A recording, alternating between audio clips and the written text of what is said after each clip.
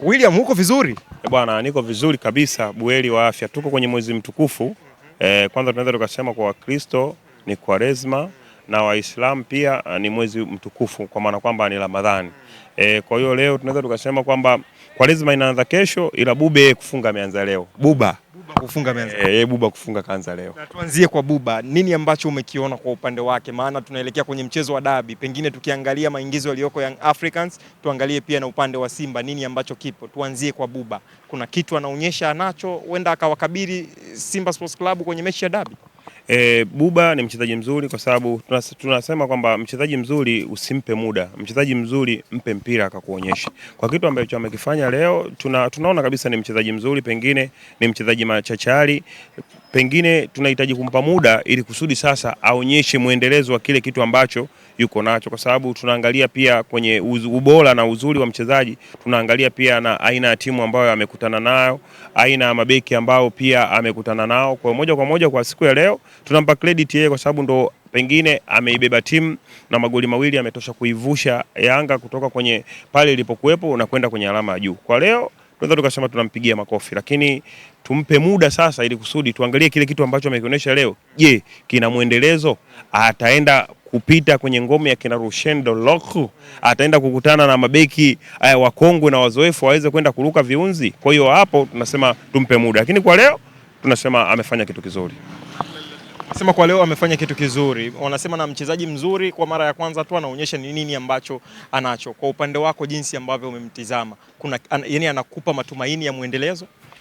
Sasa hicho cha muendelezo nisikiongee sasa hivi, ngoja sasa tumpe muda, tumwangalie mechi ya pili, kwa sababu kuna mechi mbili hapa. Nadhani Yanga anaenda Lindi, alafu atakuja kumaliza hapa nadhani na JKT kama sikosei. Anaenda na Mungu, atakuja na JKT. Hata kwenye hizo mechi mbili sasa ndio tumwangalie, kwa sababu quality ya hawa Cosmopolitan hawa mabeki wao, pengine golikipa na namna ambavyo wanacheza, uwezo ukafananisha pengine na JKT, uwezo ukafananisha pengine na Namungo. Pengine sasa kama atafanya huo muendelezo ambao ameanzia hapa leo kwa Cosmo, kama atacheza hivyo na Namungo, kama atacheza hivyo pia na JKT mechi ya mwisho hapa, ndio sasa tutaona kwamba ni mchezaji wa namna gani, kwa sababu mchezaji mwingine anaweza akaonekana mzuri pengine kwenye mechi moja, kwamba mimi leo natambulishwa na mechi ambayo yanatakiwa niwaonyeshe mashabiki, pengine hata na benchi la ufundi kuweza kumwamini, kwa sababu na yeye anajua amefika muda mrefu, ameona kwenye eneo lake ambalo anacheza kuna wachezaji wa namna gani. Pengine na yeye ni mechi ya ushawishi sasa kwa kocha, ili kusudi amuonyeshe ni namna gani ambavyo anaweza kucheza vizuri, ili kusudi kocha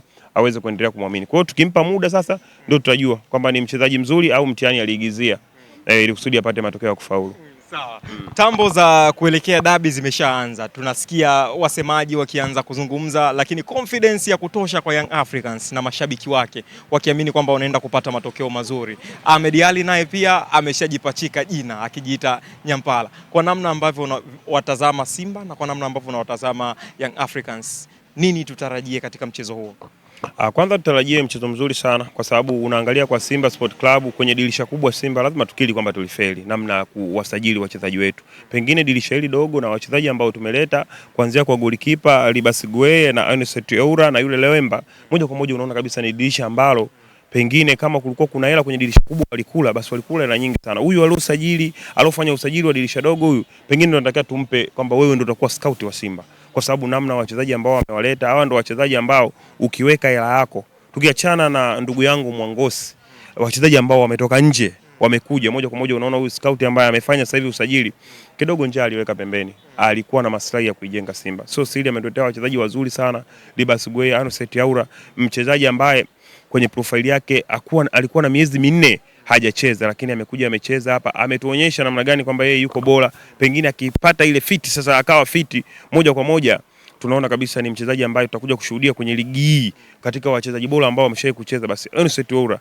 anaweza akawa mchezaji nambari 1 kuwahi kucheza kwenye ardhi, kwa sababu ni mchezaji mzuri. Pale alikokuwa hayuko fiti bado. Sasa akiwa fiti nawapenda sana wakina Hans, wanapenda kuwachambua wachezaji wetu. Sasa pale alipokuwa kwenye mechi za kimataifa, klabu bingwa, mechi 2 goli hayuko fiti. Sasa akiwa fiti itakuwaje? Kwa hiyo tutakuja kushuhudia mchezaji mzuri sana kwenye ligi. Kwa hiyo dabi itakuwa ni ngumu sana kwa upande zote mbili. Pengine sisi dabi tunahitaji sana kwa sababu tumeshinda miss kuwafunga Yanga. Yanga wametufunga mpaka dabi. Ukizungumzia Simba na Yanga sasa hivi hapa, kwa mtu ambaye hajui kikosi ambacho kipo kwa Simba Sport Club, anaweza kusema kama dabi imepoteza mvuto. Pengine anaweza kusema dabi imekuja mapema, pengine dabi isogezwe mbele, lakini moja kwa moja unaweza kusema kwamba sisi tunahitaji zaidi dabi kutokana na heshima kidogo ya Simba imepungua.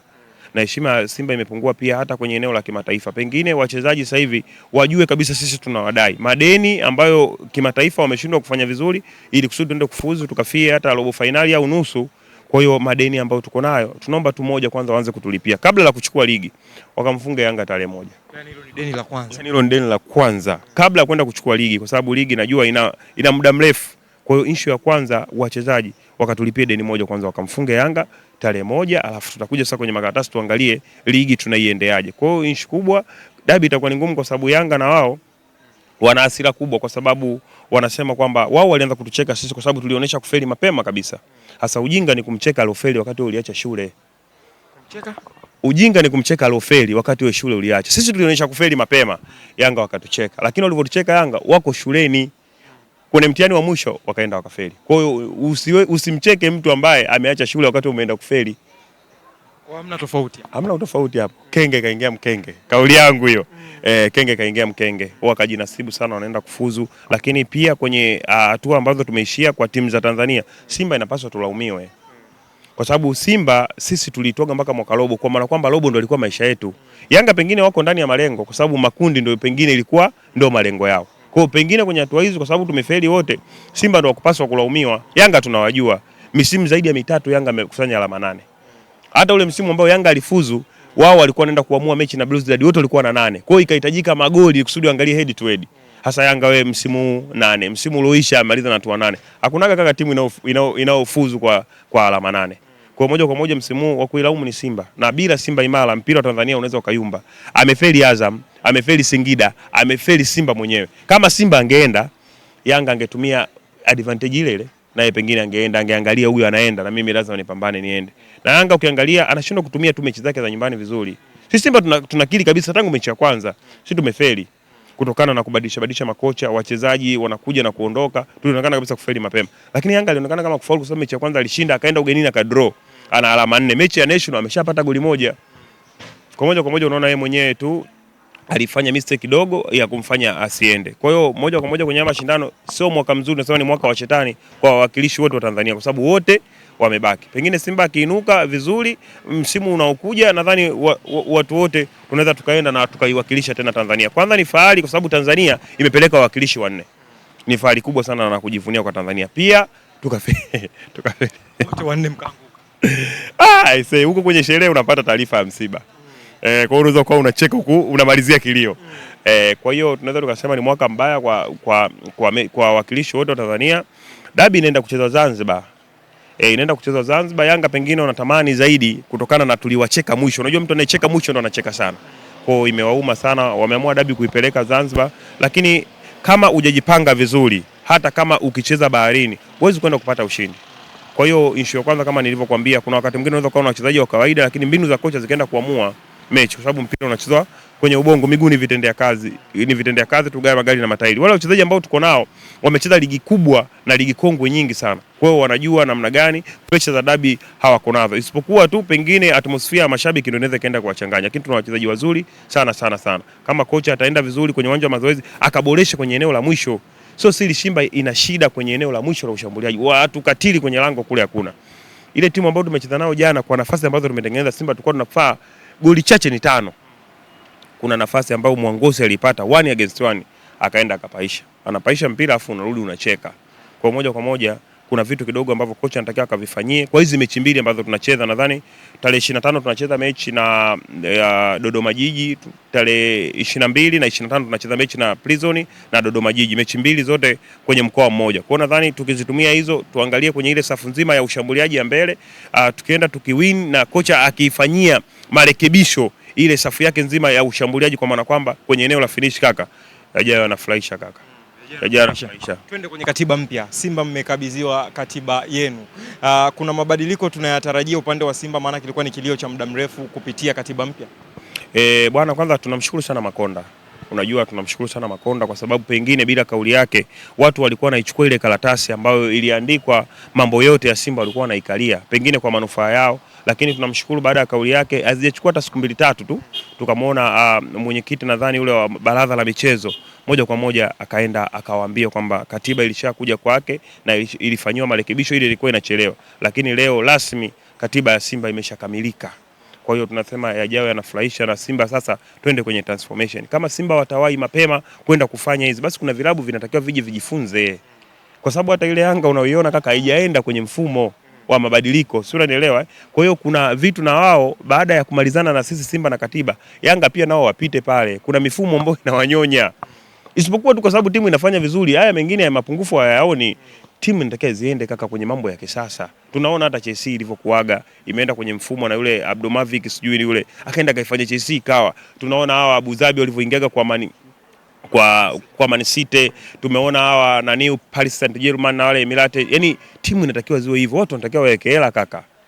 Kwa hiyo mimi namshukuru sana Paul Makonda kwa sababu kauli yake imefanya kama kuwa tiba hivi. Kwa hiyo tukienda na kwenye mfumo kule wa kadi za wanachama ukitoka na mfumo wetu ukienda kaka, tunasema kidogo zile yale makando kando yakienda akitoka, nadhani Simba tunaenda kuitengeneza Simba mpya sasa. Naweza kusema ni Simba ya asali ya maziwa inakuja. Sasa hivi tutasikia jumba bovu likimfia mtu mmoja kama linamfia Murtaza Ali Mangungu mara nyingi. Kaka sasa hivi apigwi mtu kaka pale. Yaani sasa hivi tumefeli kwa pamoja. Tumefaulu, tumefanikiwa kwa pamoja. Lakini pia uwezi kufeli kwa sababu utaleta wachezaji wa bei kubwa, uwezi tena ukakuta ile mimi naita mchezaji wangu, mchezaji 100% nataka mimi 20%, yale uwezi ukayakuta kwa sababu kila kitu kiko wazi. Kila kitu kinakuwa kiko wazi. Hao wachezaji ndio faida ya katiba mpya hiyo. Katiba kwenye kwenda kutibu mambo mengine, namna ya mifumo, namna ya kuiendesha klabu. Kwa sababu Simba ilipokuwa pale ilikuwa inaendeshwa, maana kwamba bodi inaisimamia management sasa inasimamia klabu, kwa maana kwamba timu na benchi la ufundi iko hivyo. Kwa hiyo kwa maana kwamba sasa hivi zile bodi za pande mbili hazitakuwepo.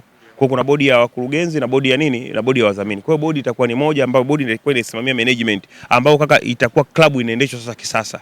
Kwa kuna vitu vingi sana ambavyo kwenye katiba vilikuwa vinanyonywa. Kama mwanzo ambavyo nilikwambia sisi Simba msimu ule ambao Yanga wanampata Manji, tuliona umuhimu wa kupata bosi wa kuwekeza kwenye timu kusudi tununue wachezaji. Yanga kipindi wakati wanatamba wakina Ruranion nzima tunakuta mchezaji ananunulia milioni 100 tunashangaa.